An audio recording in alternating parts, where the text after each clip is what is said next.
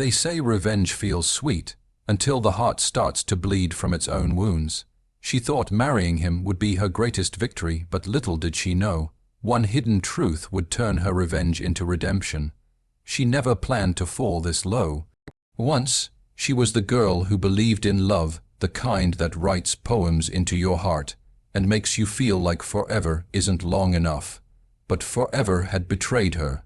Love had humiliated her. And the man responsible for that humiliation was a doctor, arrogant, untouchable, the kind who spoke to everyone like they were beneath him. He had ruined her father's reputation in the hospital, destroyed the only livelihood her family had, and walked away without a trace of remorse. That night, she promised herself that one day he would pay. The pain he caused wouldn't be forgotten, not while she still breathed. Her heart, once soft and gentle, began to harden with every sleepless night. She replayed every moment: her father's despair, her mother's tears, the whispers of neighbors that branded them the disgraced family. And behind every image, one face haunted her: his, Dr. Adrian. Brilliant, proud, heartless. She studied everything about him, his routines, his career, his weaknesses. She read articles about his achievements, memorized his interviews, even watched from afar as he thrived while her world burned. Every smile he gave the cameras felt like a knife twisting in her chest. If he could rebuild his life on the ashes of her family's name, then she would do the same, but with vengeance as her foundation. Fate, or perhaps something darker, granted her an opportunity she hadn't expected. She crossed paths with him at a medical charity gala, where she worked as a volunteer. He didn't recognize her, why would he? To him, her father was just another name buried in a scandal, a casualty in his rise to success, but she recognized him instantly. The way he carried himself, confident, self-assured, superior, made her blood boil. Yet, when he approached her with his cold charm and offered her a drink, she smiled. For the first time since her family's downfall, she realized she had power again. He didn't see her as a victim, he saw her as a mystery. And mysteries always tempted men like him. From that night onward, she played her role with precision. Every encounter was calculated, every word rehearsed. She let him believe he was the one pursuing her, that he was winning her over with his charm. She pretended to be fascinated by his stories, by his brilliance, and slowly, his arrogance became her greatest weapon. He had always believed no woman could resist him, so she didn't resist. She let him fall in love with the image she created. Sweet, adoring, perfect. Behind her soft smiles, however, raged a storm. Each compliment she gave him was a dagger hidden in velvet. Each moment he grew closer to her was another step toward his own downfall. Revenge, she told herself, was not an act, it was an art. But vengeance is never clean. As her plan unfolded, she began to see pieces of herself slipping away. The woman she once was, kind, honest, full of dreams, started to vanish behind the mask she wore. She had become a shadow of her pain, surviving only on the fire of hatred. Some nights, she'd stare into the mirror and not recognize the face staring back. Was this what victory looked like? Or was she simply becoming what she despised most: cold, ruthless, heartless? Her reflection didn't answer. Instead, it asked the question she feared most. Was revenge truly worth losing herself for? Still, she refused to stop. She convinced herself that the only way to heal was to destroy him, to make him feel the same helplessness she once felt. And when the opportunity came, when he, the arrogant doctor who thought he controlled every outcome, proposed to her, she accepted. Not for love, not for a future, but for justice. The world would see the proud doctor. Adrian Neal, not in surgery, but in submission to the woman he once crushed without a thought. The ring on her finger wasn't a symbol of love. It was a chain one she would use to drag him into the darkness he had thrown her family into. Yet, as she stood in front of the mirror on her wedding day, dressed in white, something unexpected flickered in her heart. It wasn't satisfaction. It wasn't triumph, it was fear, the kind that whispers, what if this changes nothing? What if revenge didn't fix the pain but only buried it deeper? She silenced the thought, forcing a smile as she walked down the aisle. Today wasn't about healing, it was about control. The man waiting for her, confident and smug, had no idea that the woman he was marrying wasn't his destiny, she was his punishment. Or so she thought. Because soon, a single truth, one hidden lie, would twist her carefully crafted revenge into something far more dangerous: redemption. Their marriage began not with love, but with calculation. Every glance she gave him was rehearsed. Every word was part of a carefully woven web. The ceremony was dazzling, cameras flashed, guests whispered blessings, and the world saw a perfect couple. Yet, beneath the lace and laughter, she felt the weight of her deception pressing against her chest. He looked at her like she was the most exquisite thing he had ever owned, and that was exactly how she wanted it. He was proud, arrogant, and blind to the truth that the woman standing beside him was not his prize, but his trap. She had married him for revenge, and he would never see it coming. At first, the act was easy. The mansion she moved into became her stage, every dinner a scene, every smile a disguise. She played the role of the loving wife, flawlessly greeting him with warmth, admiring his achievements, laughing at his jokes, even when they cut through her patience like glass. To him, she was perfect, attentive, loyal, grateful, but inside she was ice. Every "I love you" she whispered into his ear was a lie that tasted of ash. Every time he kissed her, she imagined the moment he'd discover the truth and crumble the way her father once did. It was cruel, perhaps, but cruelty had become her justice. And yet, even cruelty has consequences. As the days turned into nights, she began to see fragments of the man behind the arrogance. She noticed the way he avoided looking at himself in the mirror for too long, the way his smile faltered when he thought she wasn't watching. Sometimes, late at night, she would hear him pacing his office, whispering things under his breath: names, apologies, regrets. He was a man haunted not just by ambition but by ghosts. For the first time she hesitated. Could it be that his arrogance was a shield, not a weapon? Was he, too, a prisoner of his own past? She tried to shake the thought, but it lingered. It followed her like a shadow, growing heavier each time he showed her unexpected kindness. He'd leave small notes on her bedside, gifts that carried thoughtfulness she hadn't anticipated. Once, he cancelled an important surgery to take her to the beach because she mentioned, absent-mindedly, that she missed the sea. It confused her. She had built him up in her mind as a monster, but monsters didn't remember the little things.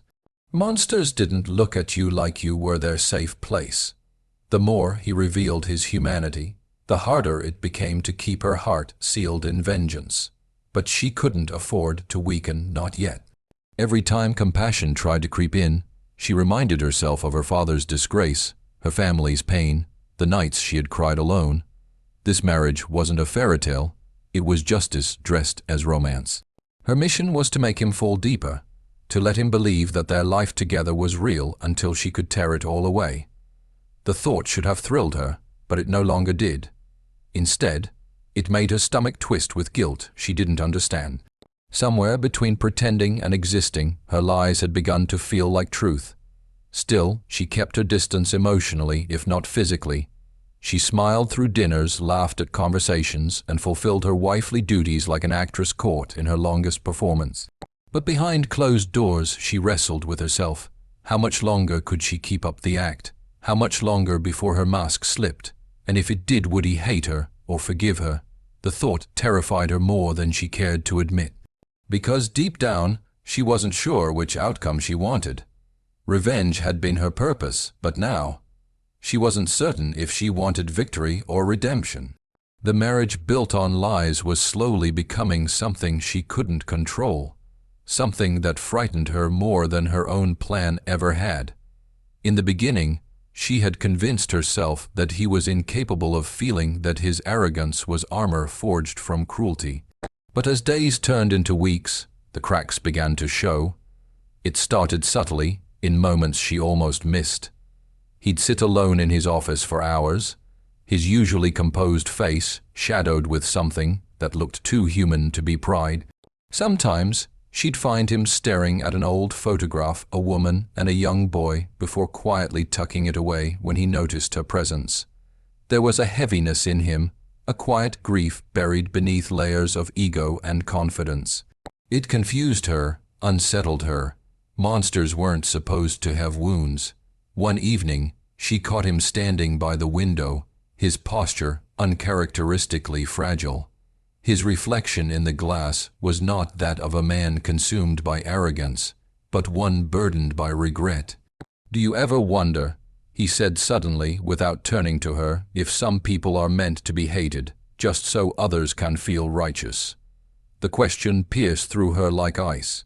It was such a strange thing for him to say, and for a moment she wondered if he was talking about himself or about her. She wanted to answer, but the words refused to form. How could she tell him that she was the one who hated him most, and that her righteousness was nothing but revenge disguised as virtue? After that night, she began noticing things she hadn't allowed herself to see before. He was kind to his patients, even the ones who couldn't afford treatment. He worked late, not because of ambition, but because he refused to give up on people. He spoke harshly, but his hands trembled when a life slipped through his fingers. The arrogance she had despised was not cruelty, it was control. A doctor who couldn't afford to feel, who had to build walls just to keep himself sane. And when she realized that, her anger began to falter. It wasn't forgiveness, not yet, but something softer, something dangerously close to empathy. But empathy was poison to revenge. She tried to bury it, to remind herself of her father's ruin, her family's pain. She told herself that this was the same man who destroyed everything she loved. Yet every time he came home exhausted, every time he asked her about her day with that tired half-smile, something inside her wavered. The lines between her mask and her heart began to blur. He wasn't the man she thought he was, and she was no longer the woman she pretended to be.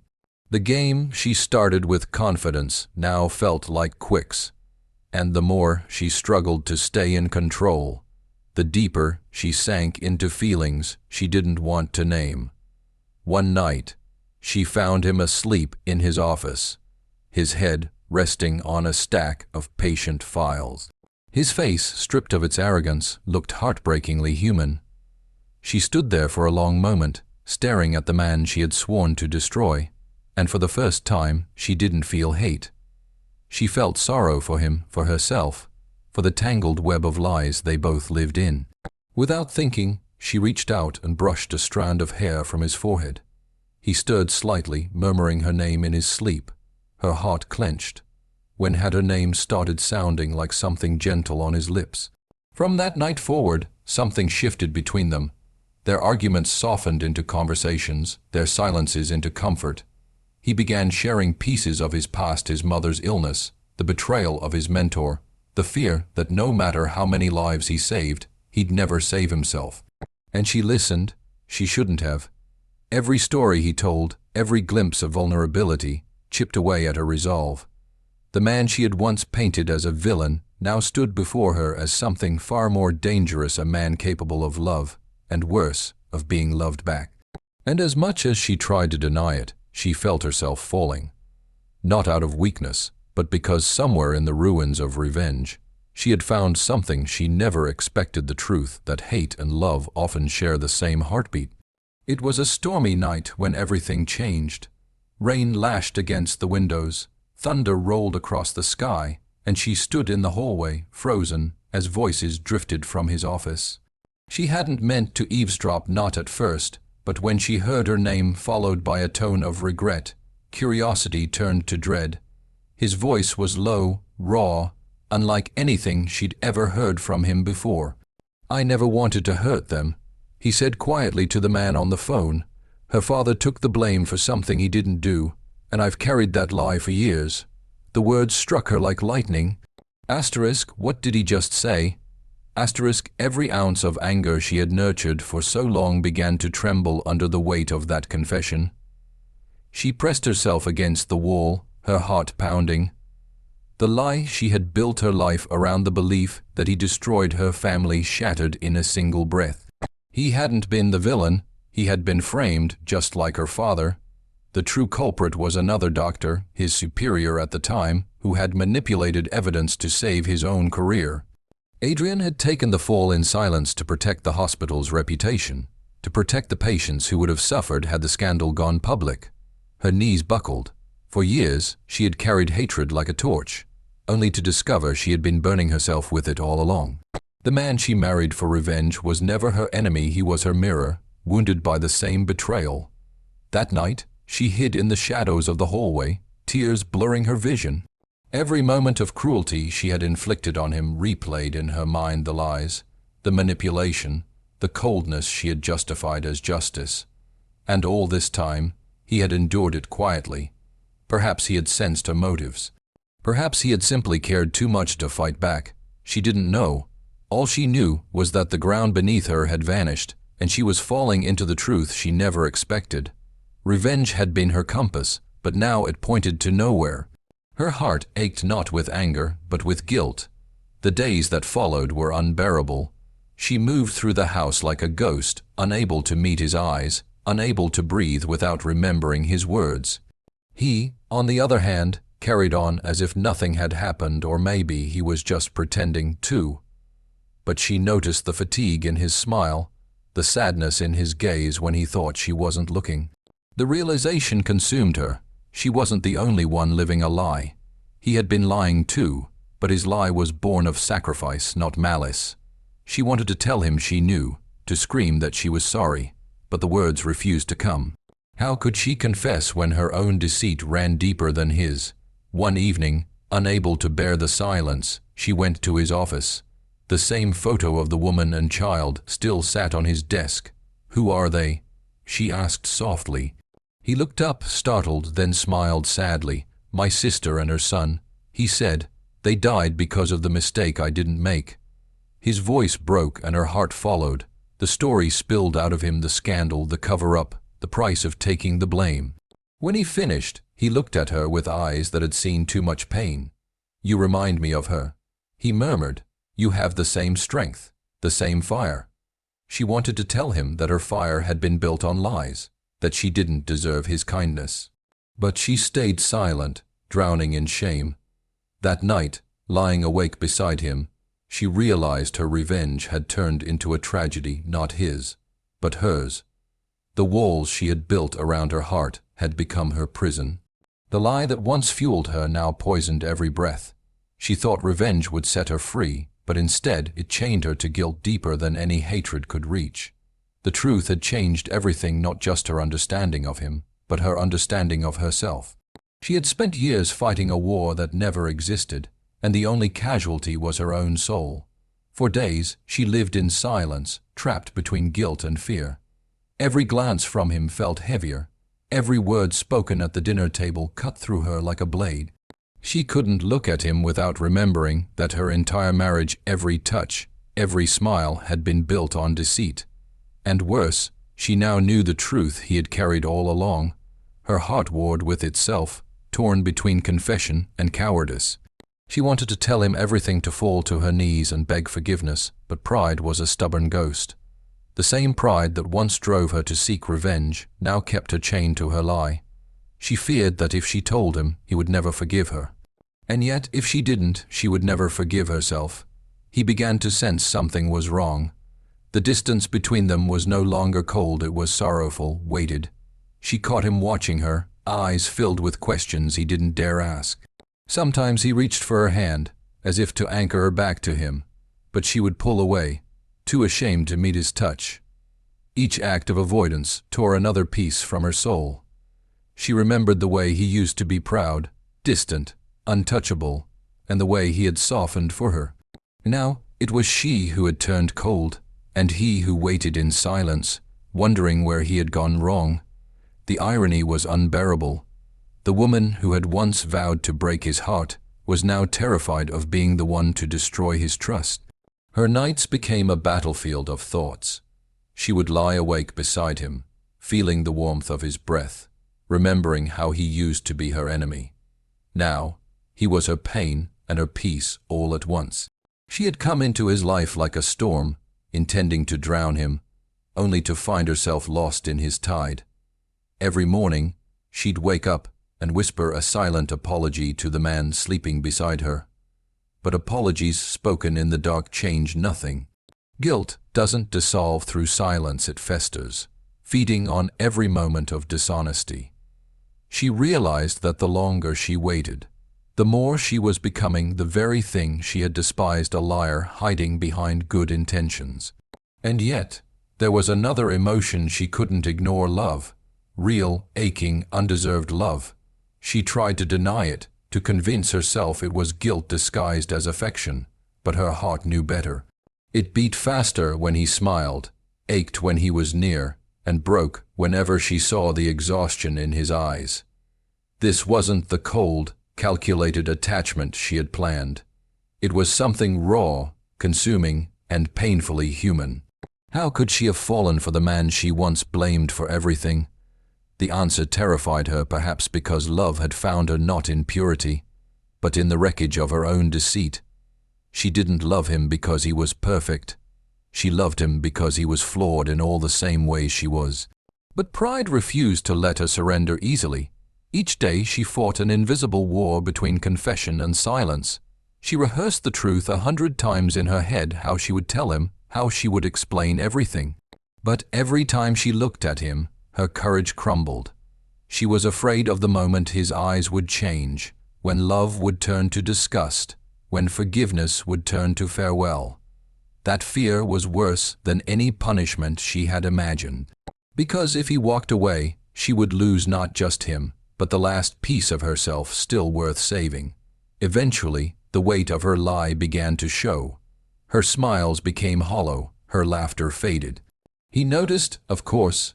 One evening, he finally asked, "What are you hiding from me?" His voice wasn't angry, just tired, quietly broken. She froze, her throat dry, her heart trembling. The truth sat at the edge of her lips, begging to be set free, but pride pulled it back once again. "Nothing," she whispered. He studied her for a long moment before turning away. In that silence, she realized the most painful truth of all: love and pride cannot coexist. One always kills the other. And as she watched him retreat into the shadows of the home they had built on deception, she wondered if her pride had just murdered the one thing she never meant to destroy, the love she never believed she deserved. The truth, when it finally came out, did not arrive in a storm of anger, but in a silence so heavy it could shatter glass. It was late, the house asleep, the world hushed when she could no longer bear the weight of her own deception. She found him in his study, the soft glow of the desk lamp painting tired lines across his face. He looked up from his papers when she entered, and in that single glance, she saw everything she had been running from: love, trust, and the pain she had caused. Her voice trembled as she spoke his name. "Adrian, I need to tell you something," she whispered, and before her fear could silence her again, the truth poured out like rain breaking through a cracked dam. She told him everything: how she had sought him out, how she had planned every step of their relationship as part of her revenge, how she had hated him long before she met him. Each word felt like a blade slicing through her own flesh. She didn't hide behind excuses or tears. She gave him the truth as raw as it was. He didn't interrupt. He didn't move. He just sat there, his hands clasped, his eyes unreadable. When she finished, silence filled the room, suffocating, absolute. She waited for him to shout, to curse her, to demand she leave, but he didn't. He simply breathed in, closed his eyes, and said softly, "I know." The words stole the air from her lungs. You knew," she stammered.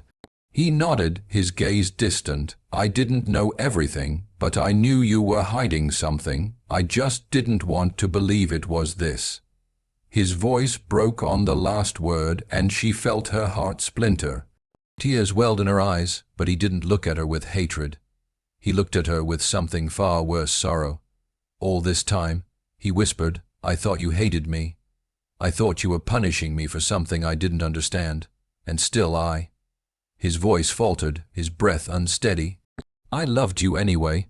Her knees gave out. She fell before him, tears streaming down her face. "I didn't mean for it to go this far," she cried.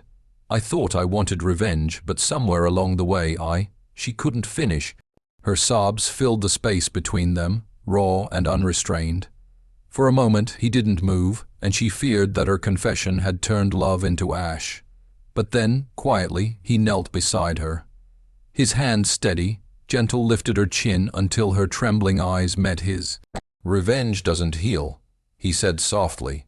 "It only repeats the pain. But you already know that, don't you?" She nodded through her tears, unable to speak. The silence between them stretched again, but this time it wasn't empty. It was full of grief, of forgiveness, of everything left unsaid. He could have walked away then. He could have left her in the ruins of her own making. Instead, he stayed. "You think love can survive a lie this deep?" he asked after a moment. His question wasn't mocking. It was searching, vulnerable. She didn't know the answer. All she knew was that despite everything, her heart still reached for him, still beat for the man she had once sworn to destroy. "I don't know," she whispered, "but I'm willing to spend the rest of my life proving it." He closed his eyes, a single tear escaping down his cheek, the first she had ever seen from him. "Then let's see if it can," he said quietly. And in that moment, something inside her broke, not from pain, but from release. The chains of hatred that had bound her for years finally fell away, leaving her bare and trembling in the light of truth. She realized that forgiveness wasn't something he gave her.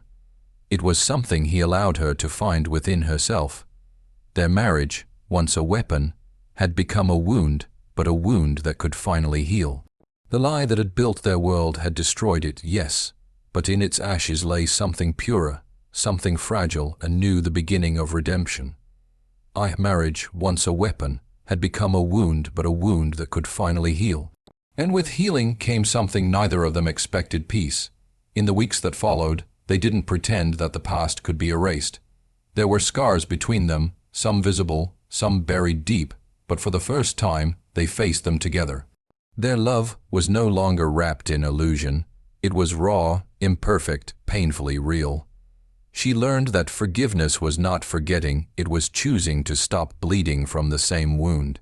And he, once defined by pride and loneliness, learned that strength was not found in control, but in compassion. They rebuilt, piece by fragile piece, not as the doctor and the avenger, but as two broken souls learning how to live again. There were days when silence said more than words, and nights when their past whispered through the dark, but they endured.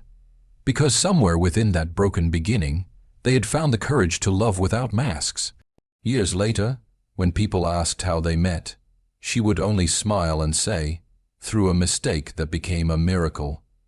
For though she had married him for revenge, it was truth, not lies, that made her stay. And perhaps that was life's cruelest, kindest lesson, that even in the ruins of deceit, love can find its way home.